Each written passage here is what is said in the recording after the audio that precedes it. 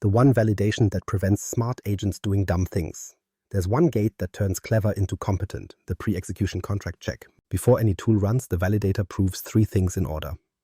Intent matches a real capability, the caller has permission right now, and the requested outcome is feasible within the declared data boundaries. Fail any part, and nothing executes. Not be careful, not try anyway. Deny with reasons and alternatives. Start with capability match. The plan says update SharePoint list item. The validator asks which tool, which method, which schema version. Arguments are checked against a registry, required fields present, types correct, value ranges sane, and yes, no extra fields smuggled in hoping someone ignores them. Tool aliasing is forbidden. Use the canonical name or get rejected. This kills hallucinated tools and guessy parameters before they can misbehave. Next, policy compliance. The policy engine evaluates the proposed call against active policy, allow lists for tools and domains, RBAC or ABAC checks tied to Entra ID claims and scopes, environment tier rules, data classification boundaries, if the agent is scoped to files. Read for a specific site, an update call or a different site is a hard no. If the payload dips into restricted classification without a human checkpoint, also no. Tokens are verified fresh, scopes are verified exact, and privilege escalation by just this once is treated like what it is, an attempted breach. Then post condition feasibility. It's not enough to want an outcome. It has to be achievable and verifiable. The validator asks, does the destination support idempotency keys? Will the system emit a durable identifier or ETAG we can check after? Is there a compensating action if downstream fails? If the plan can't produce verifiable post conditions, it's rejected or rewritten.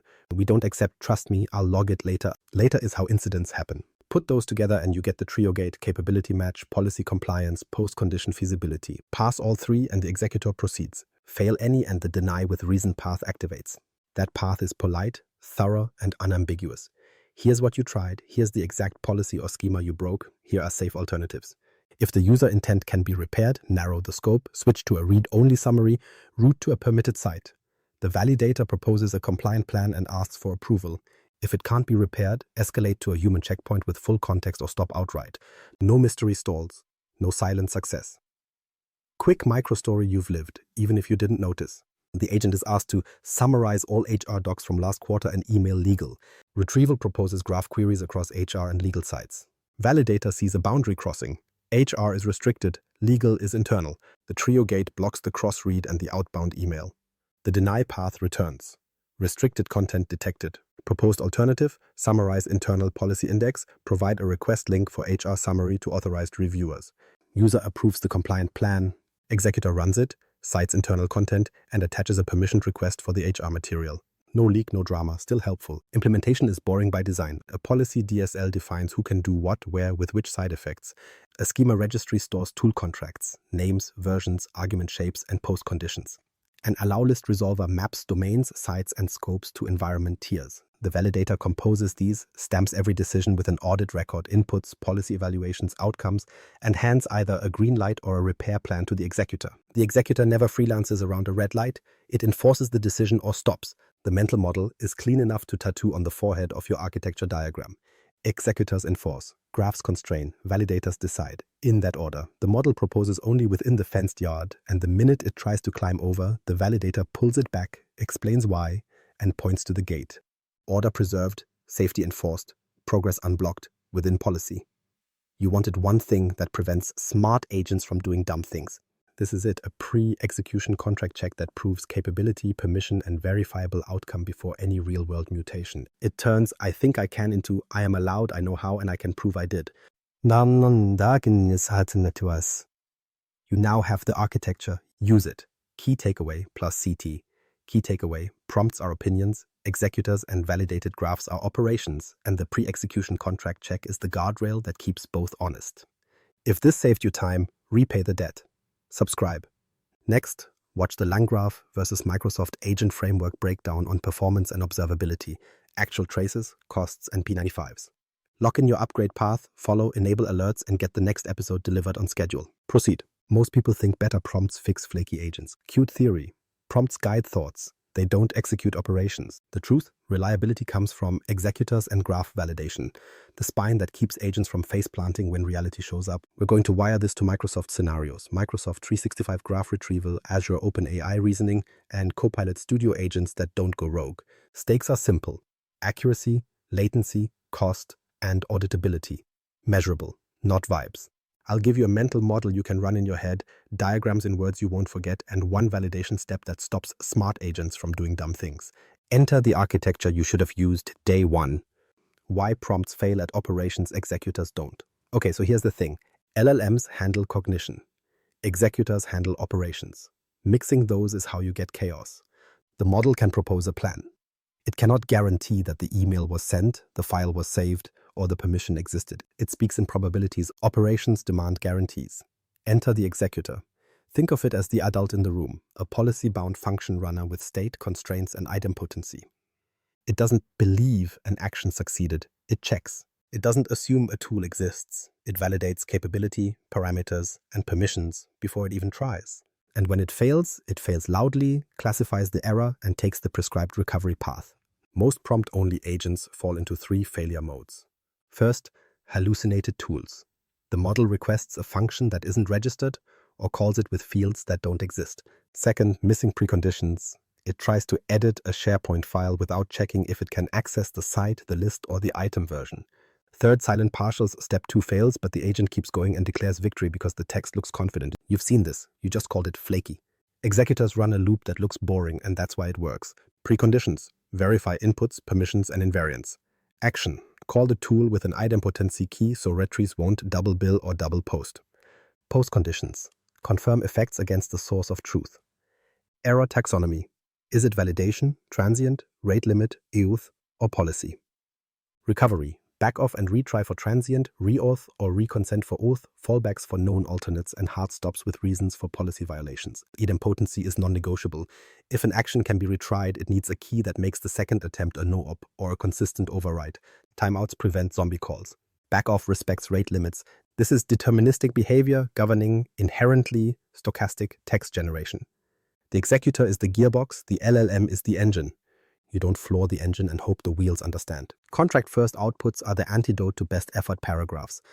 The reasoning model doesn't get to ramble. It emits JSON matching a schema, tool name, arguments, and expected post conditions. Validators check schema compliance before anything runs. If the shape is wrong, the executor denies with a reason, requests a corrected plan, or escalates. That's how you stop noun salads from becoming production incidents. Now you might be thinking, can't I just prompt the model to check its work? You can ask. It will say yes. It always does. The average user accepts that. Professionals require proofs. Proofs live in post conditions verified against systems like Microsoft Graph, SharePoint, or Exchange. Real sources of truth, not the model's memory. But here's where it gets interesting. Single steps are fine. Real workflows have branches, parallelism, compensations, and human checkpoints. You need more than an executor. You need a map the executor can read. That's a workflow graph. In a graph, nodes are tasks or subagents with explicit contracts. Edges define control flow and data flow. State is first class. What persists, what's checkpointed, what's ephemeral. The executor walks the graph deterministically, honoring allow lists and schemas at each edge. If a node fails, the graph specifies compensations. Undo, repair, or escalate. No mystery pipes, no, and then the magic happens. This is the moment reliability flips. The LLM proposes, the executor enforces, the graph constrains, validation decides, order restored. Once you separate cognition from operations, your agents stop improvising and start behaving. And yes, they still feel smart because they are, but now they're supervised. Blueprint ready. Let's wire it to Microsoft 365 without turning your tenant into a buffet. Graph Workflows 101. Nodes, edges, and state that doesn't leak. Picture this. You've got a reliable executor but no map. It will follow orders, but to where? Enter the workflow graph, your operating manual. Nodes are tasks or subagents with explicit contracts. Edges define control flow and data flow. The graph encodes what runs, when it runs, and what data is allowed to cross boundaries. No improvisational jazz. This is sheet music. Start with the shape. Most production graphs are DAGs, directed acyclic graphs, because cycles invite infinite loops and state corrosion. You can still have loops, but you mark them intentionally with counters and guards, maximum iterations, exit predicates, and timeouts. That's how you keep think harder from becoming think forever. Conditional routing is explicit. If the retrieval confidence is above threshold, branch to synthesis. If not, branch to requery. Parallelism is first class. Run summarization and citation extraction side by side, then join at a barrier node that verifies both met their post conditions.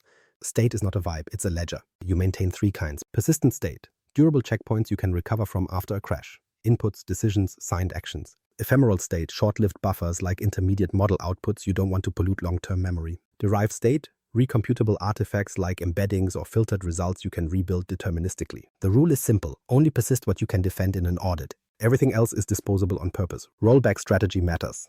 When a node mutates the outside world, creates a calendar event, updates a list item, you record an inverse action if it exists or a compensating plan if it doesn't. If a downstream node fails fatally, the graph can walk those compensations in reverse order. No, this is not overkill. It's how you avoid oops, double booked the CEO becoming oops, we can't fix it. Edges carry contracts. An edge isn't a mystery pipe, it's an API between nodes. Define I/O schemas, types, required fields, allowed values. Define allow lists, what tools or domains the next node may call. Define capability tags, what the receiving node promises to do and what it will refuse. The executor enforces those at runtime. A node can't smuggle a SharePoint token through a summary edge. That's not security theater, that's how you prevent lateral movement by your own agent. Error handling lives in the graph, not in vibes. Every node declares its error taxonomy, validation error, transient infrastructure, rate limiting, authentication, authorization, policy violation, and unknown. For each class, the graph provides a path. Retry with exponential, backoff for transient, refresh token for authentication, alternate tool for rate limiting, deny with reason for policy. Dead letter queues exist for the unknowns. Failed payloads go to quarantine with full context, so humans can inspect without replaying chaos into production. Human-in-the-loop checkpoints are nodes, not ad hoc Slack messages. They freeze the execution, present the proposed action and evidence, and require an approval or edit that's logged and signed. Once approved, execution resumes. If denied, the graph routes to a safe fallback. Congratulations, you've just implemented change control that developers will actually follow because it's faster than email. Memory isolation is non-negotiable. Each session gets scoped context, only the documents, tokens, and intermediate results it needs. Cross-session poisoning, where one conversation's prompt injection bleeds into another, is how you accidentally exfiltrate data. The graph enforces boundaries. No shared mutable memory, only sanctioned reads from a vetted store with content filters and schema validators. Yes, you can cache embeddings and summaries, but you tag them with provenance and permissions, and you evict them on policy changes. Observability is built in, not bolted on. Node-level traces show inputs, outputs, durations, retries, and downstream effects. You stitch traces into a graph run ID so you can replay, diagnose, and prove compliance. Who did what, when, and why. Anomaly detection flags weird patterns, sudden spikes in tool calls, unusual domains, token blowups. That's your early warning system before interesting becomes incident. Essentially, the graph is the constitution. The executor is law enforcement. The LLM is counsel, not judge. When you encode nodes, edges, and state like this, you don't just get workflows that succeed. You get workflows that fail safely, explain themselves, and recover predictably. Now, blueprint in hand, we can connect to Microsoft 365 without turning your tenant into a buffer. Secure by design, graph validation beats chaos engineering. You don't prove reliability by throwing chaos at production and hoping the survivors are resilient. You prove it by rejecting unsafe workflows before they ever run. That's graph validation. Static checks to keep nonsense out, runtime guardrails to keep danger in a box. Static validation is the pre-flight. You check the structure before wheels up. Cycles that create unbounded loops. Rejected or forced to declare iteration guards. Unreachable nodes. Dead code is risk, delete, or justify. Missing contracts. Every node must declare input and output schemas, required capabilities, and side effects. Privilege boundaries, nodes that mutate external systems must run in segments with least privileged credentials and explicit allow lists. And yes, if your summarize node suddenly requests write access to SharePoint, the validator says no with prejudice. Now, runtime. This is where people get sloppy. A policy engine sits beside the executor, not behind it. Tool and domain allow lists aren't documentation, they're enforced decisions. At call time, the engine checks RBAC or ABAC against the active principal, Entra ID token, scopes, claims, and propagates auth correctly down the chain. No ambient superpowers. Tokens are scoped, refreshed when permitted, and never smuggled through friendly edges. The agent earns access on every call, or it doesn't call. Input and output sanitization is hygiene, not optional. Prompt injection isn't clever, it's predictable. Every inbound content source passes through content filters, HTMLs, markdown scrubbers, and instruction firewalls that strip ignore previous nonsense. Output passes schema validators. If a node promised JSON, the executor rejects prose and requests a repair. The model can argue the validator doesn't negotiate. It enforces types, ranges, and invariants. Sandboxing and segmentation contain the blast radius. Nodes that call external code or untrusted connectors run in constrained environments, API gateways with rate limits and outer network policies that prevent lateral movement, and egress controls that only permit traffic to vetted domains. You don't let a retrieval node discover a new data source in production. Discovery happens in dev, behind tests, with signed updates to the allow list. Observability isn't logged somewhere, it's surgical. Node-level tracing records, inputs, outputs, durations, retries, and decisions from the policy engine. You correlate everything under a run ID. Audit logs are immutable and attributed, which principal authorized which action, with what scopes, at what time, and why the policy allowed it. When a regulator asks who did what, you don't shrug, you search. Compliance ready means your evidence is boring and complete. Patch and third-party risk are supply chain problems. Treat them like it. Dependency scanning runs on every build. Connectors and plugins are audited, version pinned, and reviewed for permission creep. If you import an MCP or OpenAPI spec, you validate that the declared methods match the least privilege policy you expect. No wildcard endpoints, no hidden write paths pretending to be read. Hygiene isn't glamorous. It is, however, the reason you sleep. The truth, graph validation outperforms chaos engineering because it prevents classes of incidents rather than documenting their fallout. You still test failure modes, but you do it to confirm guardrails, not to discover that you forgot to install them. Let's stitch this back to the mental model. Static checks keep the blueprint sane. No impossible paths, no orphaned work, no privilege leaks. Runtime guardrails keep behavior sane. Every call authenticated, authorized, sanitized, and observed. The executor enforces, the graph constrains, the validator decides. The model, it proposes within boundaries and gets clipped when it wanders. Isn't this heavy? Only if you enjoy breaches. The overhead is mechanical and automated. Static validation runs at build time and deploy time. Runtime policy is a sidecar, fast and local. Schema checks are milliseconds. The cost you remove, incidents, manual reviews, retrofits, dwarfs the micro latency you add. And the payoff is measurable. Fewer unauthorized calls, fewer token blowups, and far fewer "why did it do that?" postmortems. One more point the average user misses. Validation is composable. You can wrap third-party tools with proxy nodes that enforce contracts and policies without trusting the tool itself. You can segment graphs by sensitivity, public, internal, restricted, and promote workflows between tiers only after validation passes for the new boundary. That's how you scale safely. Secure by design isn't a slogan, it's a workflow property. You don't hope agents behave. You make misbehavior structurally hard and operationally visible. With the rails in place, plugging in Microsoft 365 Graph and Azure OpenAI isn't roulette. It's controlled power on your terms. Now we can talk about wiring, not firefighting. The Microsoft scenario: M365 Graph plus Azure OpenAI plus Copilot Studio. Let's assemble the cast. Retrieval agent, disciplined librarian that only fetches from Microsoft Graph with least privilege. Reasoning agent, Azure OpenAI model that plans, cites, and never freelances past its brief. Executor, policy-bound operator that runs tools with idempotency and post-condition checks. Validator, the bouncer, schema, policy, and boundary enforcement. Policy guard, runtime sidecar that ties everything to Entra ID scopes and RBAC. Together, they behave like a competent team instead of a committee thread. Data access starts with graph, not guesswork. The retrieval agent holds an app registration with granular scopes, files. Read for a specific site, mail. Read basic for a confined mailbox, calendars. Read for a resource calendar. No graph read write all heroics. Queries use delta and selective fields to keep payloads thin. Paging is first class. The executor follows next links deterministically with timeouts, honoring service throttling. And when 429s happen, back off is mathematical. No tantrums, just exponential patience. Grounding isn't a vibe, it's a pipeline. Retrieve candidate documents via graph search or list queries. Dedupe by item ID and version etag so you don't blend stale and current.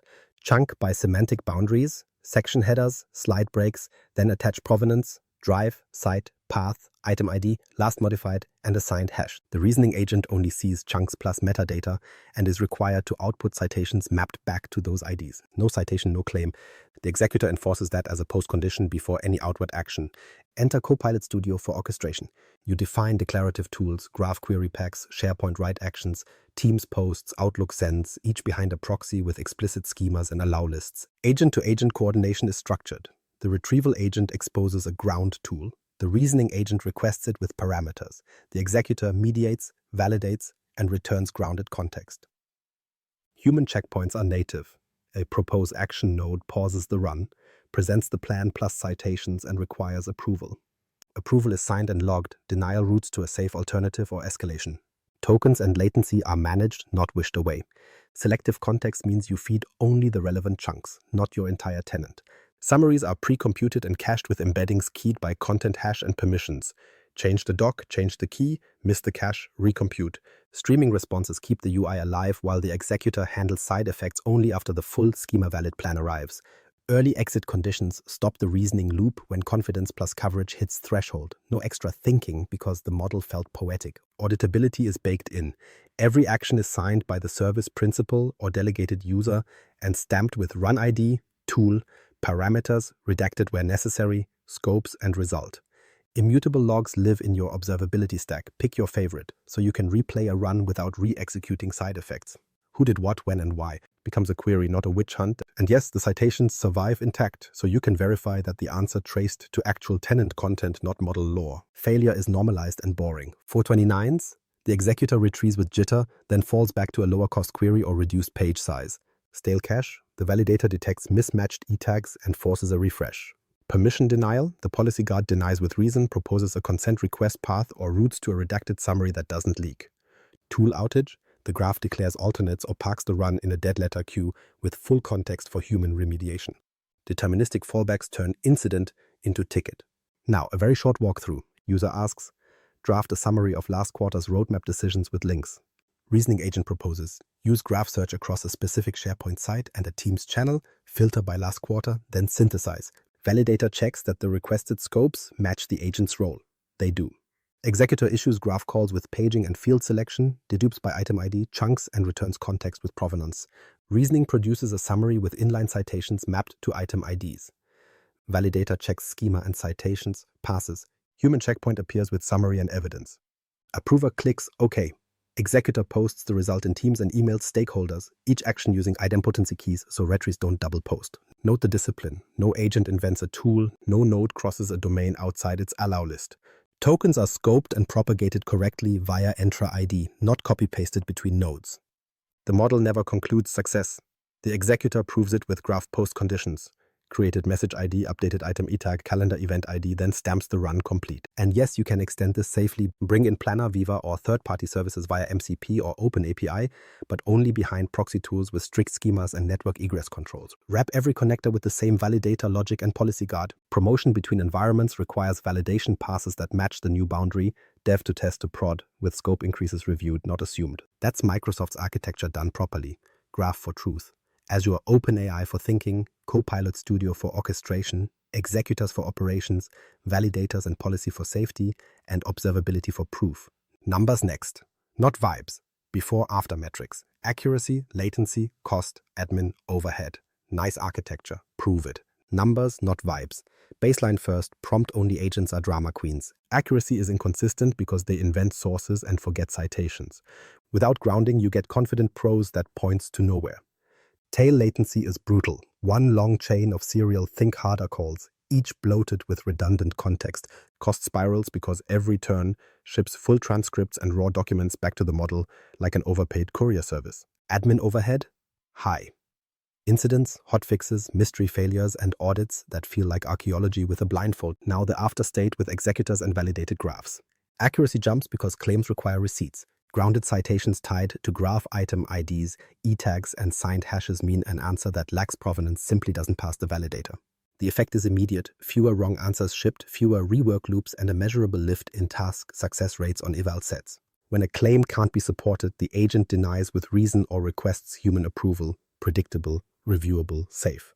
Latency compresses for 3 reasons. First, parallelism, retrieval, re-ranking, and citation extraction run side by side, then synchronize at a barrier node. Second, caching, embeddings and summaries keyed by content hash and permission scope avoid recomputing what hasn't changed. Third, early exit. Once coverage and confidence hit threshold, the graph stops the loop. Compare that to serial prompting, where the model reflects for a paragraph and your users reflect on quitting. Cost drops because token discipline is enforced, not begged. Schema-constrained outputs prevent rambling. Selective context feeds only the relevant chunks with metadata, not entire sites. Shorter prompts, smaller responses, fewer retries.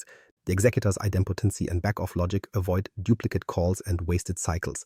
The net effect is fewer tokens per successful outcome and far less variance. Finance likes variance reduction. Admin overhead shrinks because observability is engineered, not improvised. Node-level traces and immutable logs collapse incident time to diagnose. You see which node failed, why the policy engine denied, and what the executor tried next. Repeatable deployments cut works on my machine theater. Compliance stops being a seasonal crisis because every run already contains who, what, when, and why. Let's make this concrete with a measurement rig you can actually run. Build an eval set of representative tasks, Q&A with citations, summary with links, and action proposals with approvals. For each, define golden answers or acceptance criteria. Correct facts with mapped item IDs, citation coverage, and allowed variance. Instrument SLOs, P50 and P95, end-to-end latency, token spend per successful task, and policy deny rates. Link every metric to traces so any regression has a breadcrumb trail. Results you should expect if you follow the architecture, not improvise it. Higher answer validity because unsupported claims never leave staging. Lower P95 latency because long tails get sliced by parallel nodes and early exits. Lower token spend because you stop shipping novels and start shipping relevant snippets. Fewer pages to admins because most failures get handled by deterministic fallbacks. And yes, the boring metric everyone forgets. Successful first-pass completion ratio, more runs finish without human rescue. Business impact, faster resolutions mean users stop opening duplicate tickets. Predictable spend means budgeting without surprise token hangovers. Compliance confidence means fewer audit cycles hijacking your roadmap. The non-obvious win is reputational. When the agent's answers cite tenant content and the links work, people trust it, use it, and stop forwarding screenshots that begin with, "Why did it say this?" Direct imperative advice, measure, trace to metric linkage, or you're flying on opinion. If you can't open a run and see exactly which node inflated tokens or stalled latency, you don't have observability, you have vibes with timestamps. Everything changes when the validator sits between nice plan and real action. Accuracy stabilizes, latency narrows, cost flattens, admins sleep. That's not magic, that's executors, graphs, and validation doing the work you incorrectly assigned to prompts.